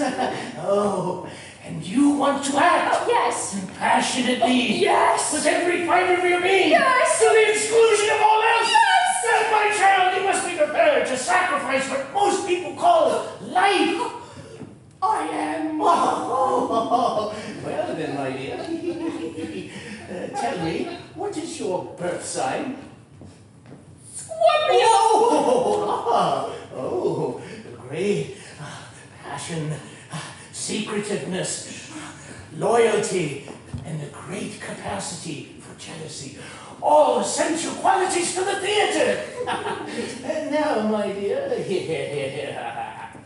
have you got good legs? Okay. Let me see them. Higher. Higher. Higher! Oh, dear God! Too good, too good! All the best actresses have legs that look like tree trunks! Oh, let me touch them, my dear. Let's see here. Oh, there's not much to you, dear. Oh, such small bones. Are you getting enough to eat? Oh, so young. So young. Oh. Yes, yes, more like it. Yes, more like it. Oh, dear God. Too late. Too late. Well, no, my dainty duck, my dear. Let go of me! What was all that about? He seems better. Better than what? Or whom, as the case may be? I didn't think he would make it through the performance this evening. He's not through it yet. I'm waiting. For what? A graphic description of events. Out with it, or I shall slap your face hard. You had better know that my parentage is questionable, and that our heart can be vicious when roused. I thought we were friends. I thought so too, already. I shall long remember welcoming you into the company in the prop room of the Palace Theatre, Newark-on-Trent, the smell of sighs and carpet glue, the creaking of skips, and you, locked in the arms of the Prince of Morocco, a married man. Ever such a comical sight with his tights around his ankles and you smeared black. I said, don't worry, Mum's a word, but don't let it happen again. We talked through tea over paint-stained gas ring. You expressed gratitude, and I said, now you're one of the family. And this is how you repay me. What am I supposed to have done? You tell me. About what? About Sir, the governor, the chief father, him from whom all favours flow. You do know who Sir is, Irene. I'm late. I have to help her ladyship with her armour. Her ladyship's armour will keep. Perhaps you didn't hear the question. What did Sir do? I'm not telling you. I'll mark you for life, Tucky. You strike me and I'll tell him. I'll tell Sir. I'll tell Sir. Yes, I will. I'll tell Sir. Tell Sir of me. I'll crack in the boots. I'll show people eat my tea. Tell Sir. Gadzooks mad at the thought of it. You tell it, Sir, of me. Jockey. in his present state, which totters between confusion and chaos, to tell Sir anything at all would require a louder voice and clearer diction than that possessed by the most junior member of the Shakespearean troupe. The assistant stage manager, dog's body, general understudy, map carrier, and company mattress, namely you. You won't be able to tell Sir that you let him touch your tits on a Thursday matinee in Aberystwyth. Tell Sir, you think I don't know the game? You think I dressed that rotten bugger for 16 bloody years, nursed him, spoiled him, and washed his sweatshirt and doublet and hose and his foul underpants, night after night, without knowing every twist and turn of what is laughingly known as his mind? Never mind, tell Sir. I'll tell you. He did something. Something unseen and furtive. Something that gave him pleasure. That's more like it. More like what I really. I have to know all that occurs. I have to know all he does. He lifted me up in his arms. Lifted you up? And I understood what he meant. So young, he said, and lifted me up. That's more like it, he cried. And I knew, cradled in his arms, that it was youth and newness that he was under. Why do you laugh? I was there. It happened. It's true. I felt it. He was trembling, and so was I. Up in his arms, part of him. That's more like it. And then he lowered me, waved me away, and I ran. Youth. And with my eyes closed, I imagined what it would be like to be carried out by him.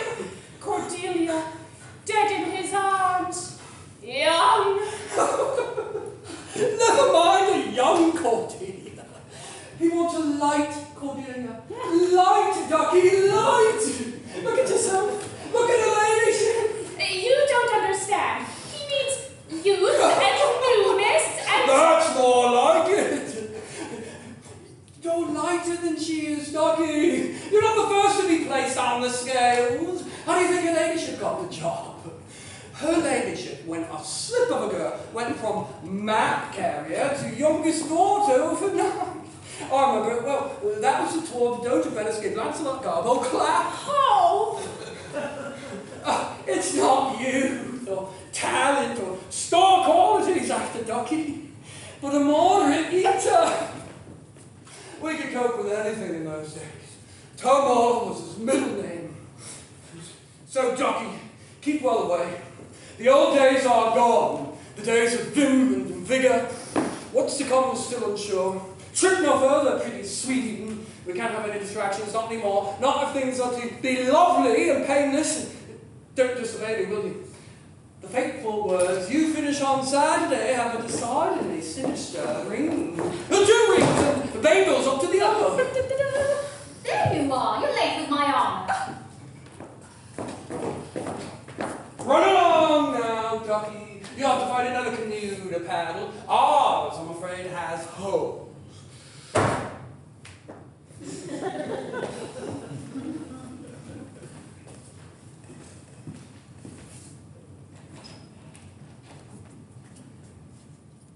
Fantastically dressed in wild flowers. Oh, Norman. Michelangelo, did they? And Blake? Oh, I know just what they mean, Norman. Moral grandeur. I talked to the girl. She's not as light as she looks. We're none of us strong enough for a change of cars.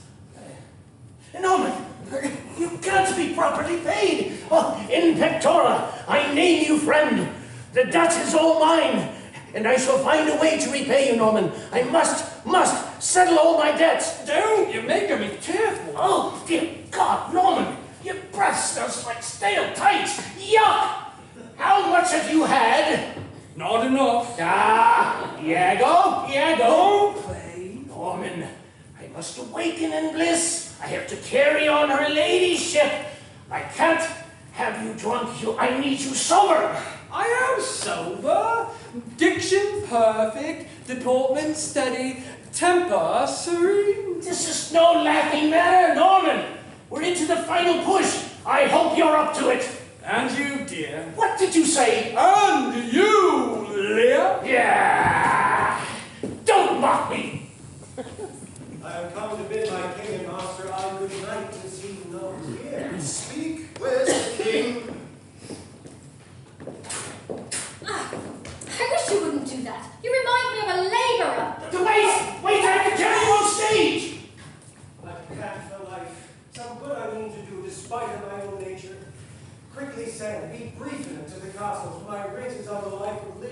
of Cordelia may send in time. Run, oh run, haste thee for thy life.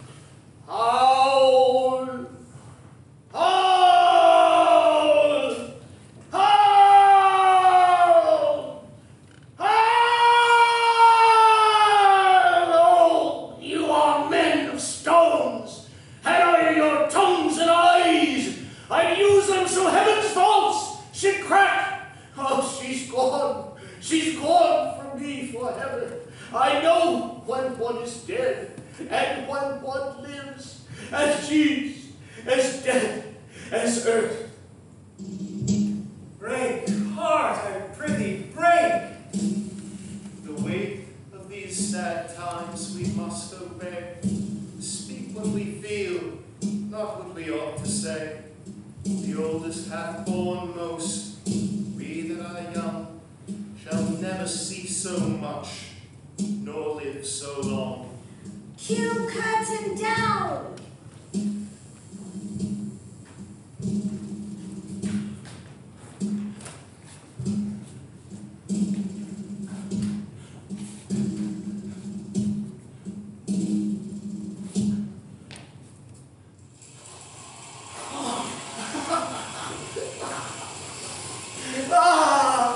We've done it, Will! We've done it! Step lively, your curtain calls. Curtain going up. Step lively, your curtain calls, sir.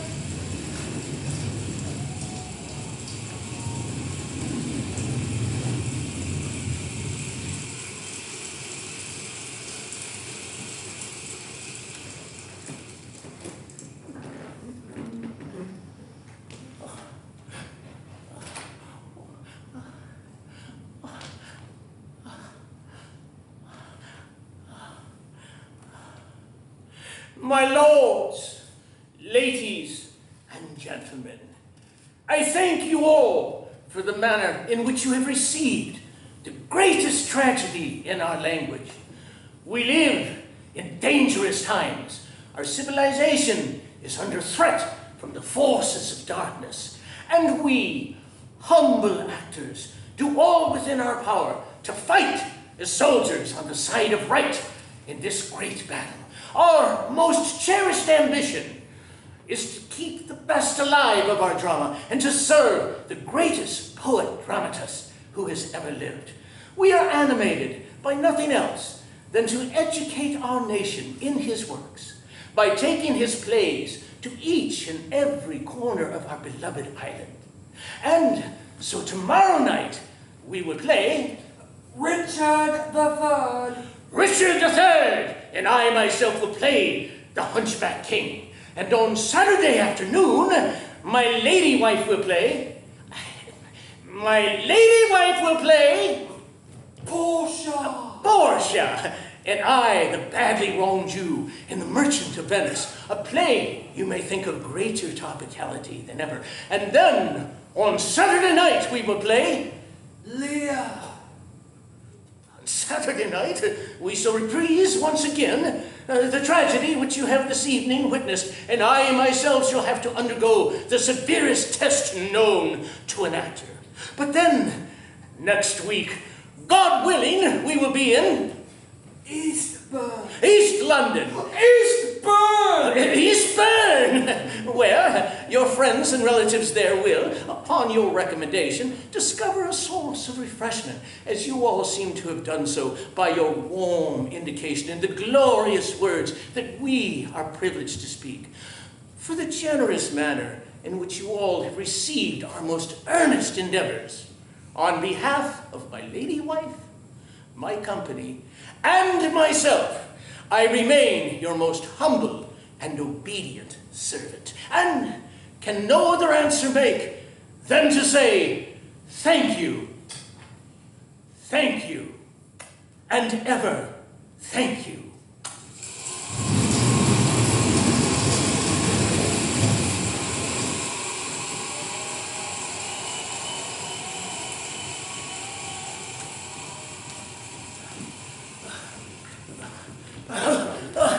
Oh dear, Norman.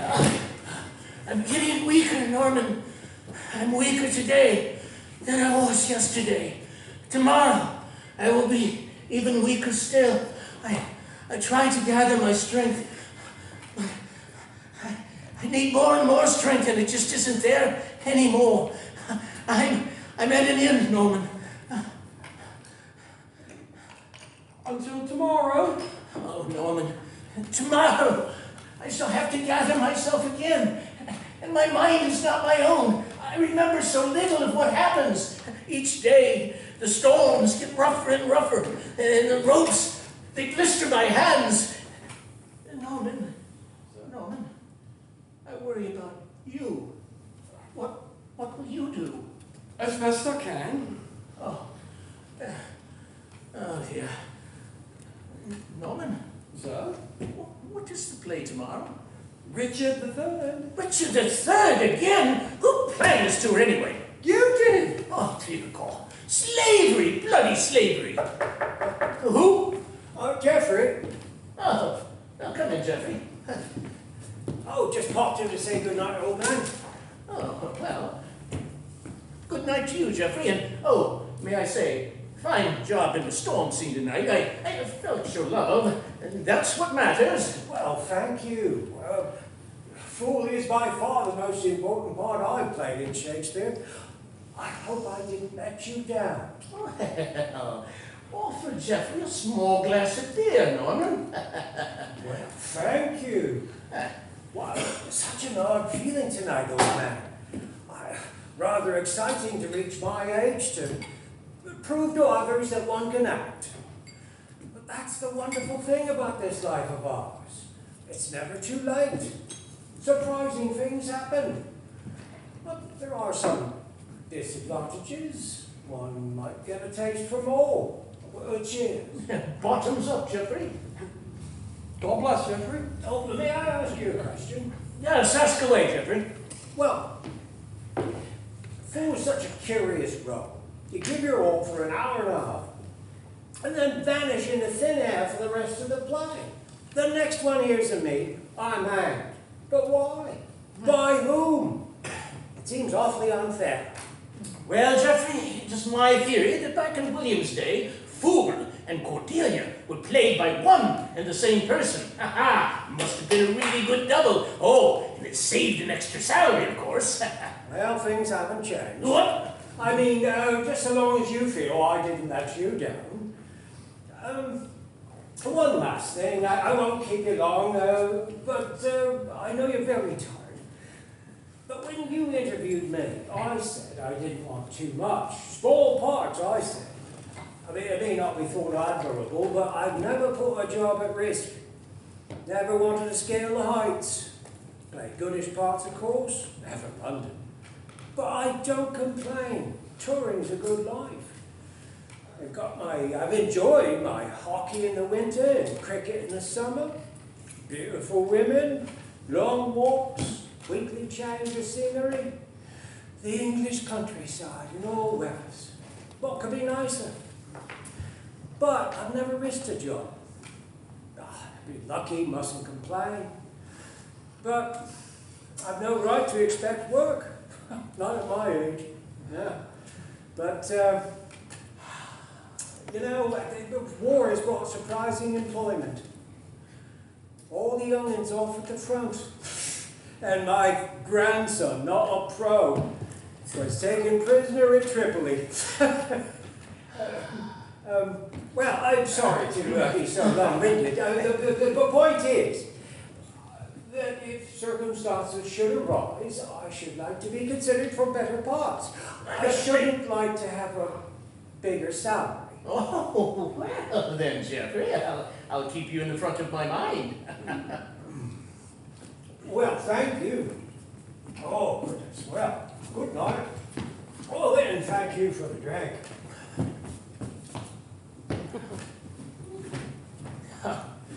Fine fellow. Fine fellow. Ought we to remove our makeup, sir? Ah, yes.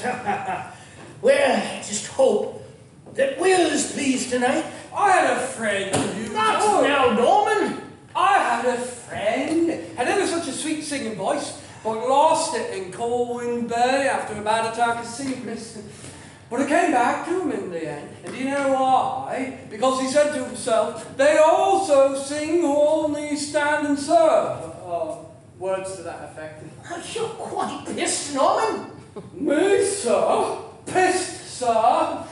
Why, Lord, Sir Percy, how do you tossle me? Dear God, let me smell your breath.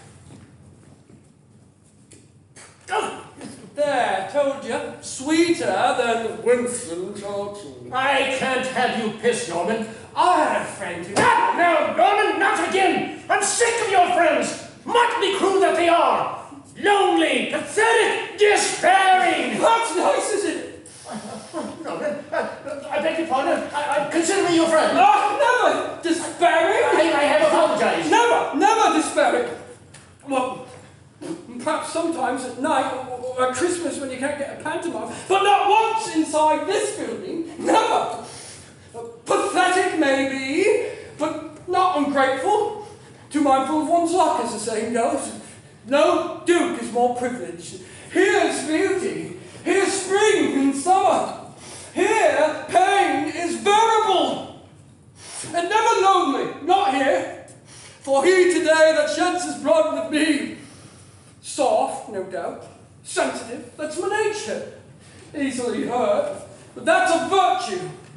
I'm not here for reasons of my own either. No one can accuse me of base motives. I've got what I want and I don't need anyone to know it. Inadequate, yes, but never despairing. Not changed yet? Oh, I'm moving a little slowly tonight, Pussy. I'm not waiting. I'll go back to the digs. See if I can get a fire lit. Well, I shan't be long, Pussy.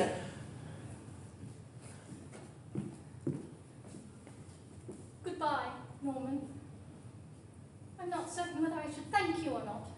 Not. I can't bear being thanked.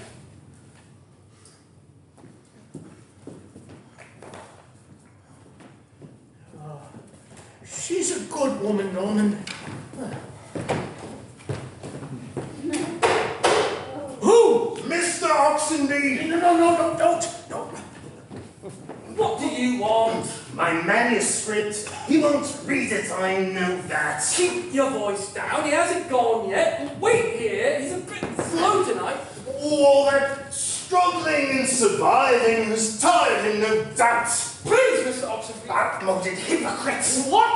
Not now, Oxenby. Death to all tyrants! What did he say?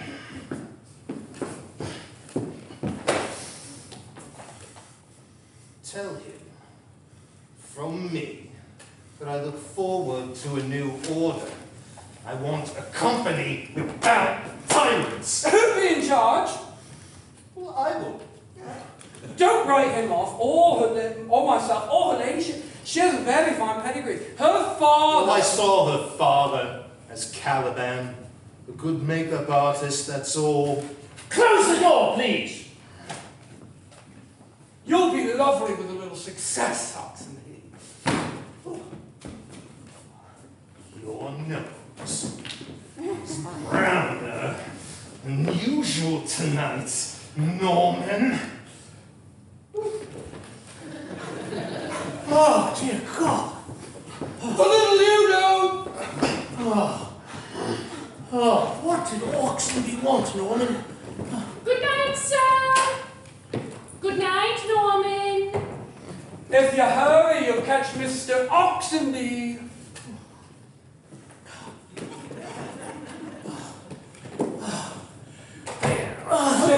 I can't stand. I can't. Oh, dear God. I'm tired. Terribly tired. Norman, look.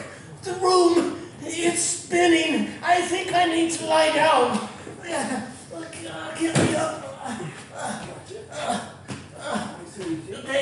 Please, lie me down.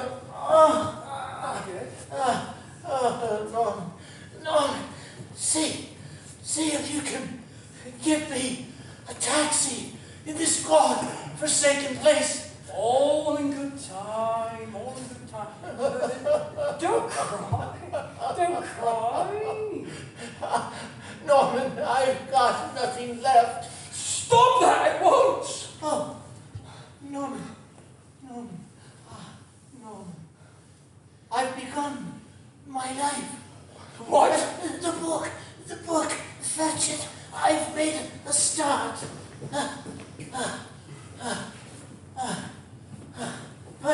Yes. See if you can find the place. You didn't get very far. What did I write? My life. Dedication. This book is dedicated to my beloved Pussy, who has been my splendid spur, to the spirit of all actors because of their faith and endurance, which never fails them, to those who do the work of the theatre, yet have but small share in its glory, carpenters, electricians, scene shifters, propertymen, to the audiences who have laughed with us, have wept with us, and whose hearts have united with ours in sympathy and understanding, and finally, oh sir, to the memory of William Shakespeare, in whose glorious service we all labour. My life will have to do. Wait a moment. Carpenters, electricians, propertymen. But sir,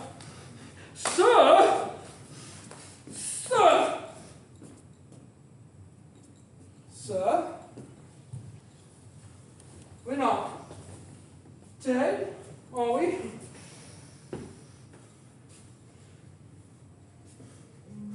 You're right. The room is spinning.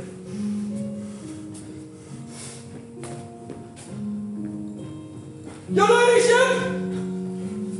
Madge! Anybody!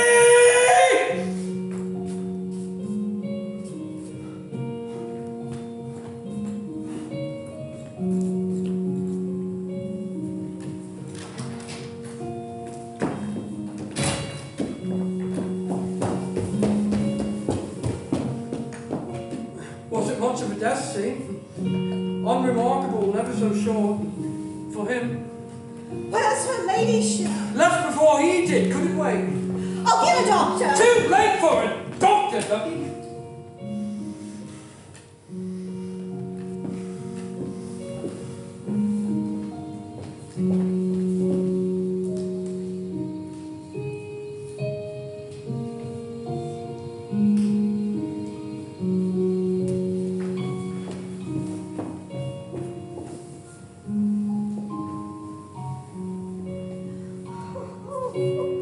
What's happened to me?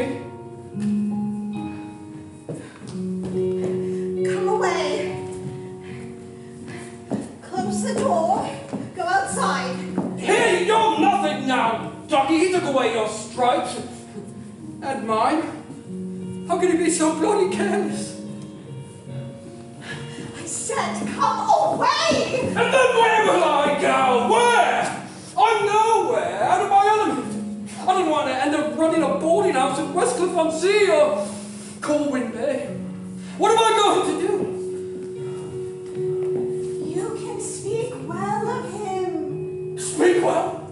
Of that old sod? I want to give him a good character, not in a court of law, ungrateful bastard! Silence, Ducky. My lips are sealed. Get out! I don't want you in here! Holy, holy, holy! Are we in a shrine? No pissing on the altar! Stop it! He never once took me out for a meal. Never once! Always a backseat me. Can't even remember him buying me a drink. And just walks out, please me. No thought for anyone but himself. What have I been doing here all these years? Why? Yes, well, raising up the need, rotten butter! Beg your pardon. Leave the room, turn round 3 times, come back, come back, come back! Speak well of him. I know what you'd say, Ducky. I know all about you. I've got eyes in my head. We all have our little sorrows. I know what you'd say. stiff upper, faithful, loyal, loving. Well, I have only one thing to say about him, and I wouldn't say it in front of you or her ladyship or anyone. Your lips tight shut. I want to give you the pleasure. Or him! Especially not him. If I said what I have to say, he'd find a way to take it out on me. No one will ever know. We all have our little sorrows, Ducky. You're not the only one. The littler you are, the larger the sorrow. You think you loved him? What about me?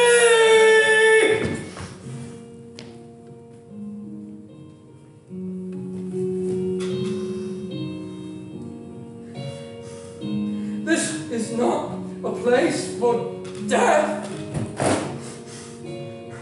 I had a friend. Sir! Sir!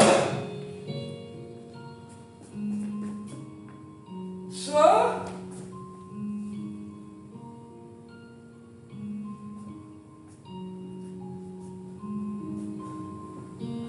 Sir.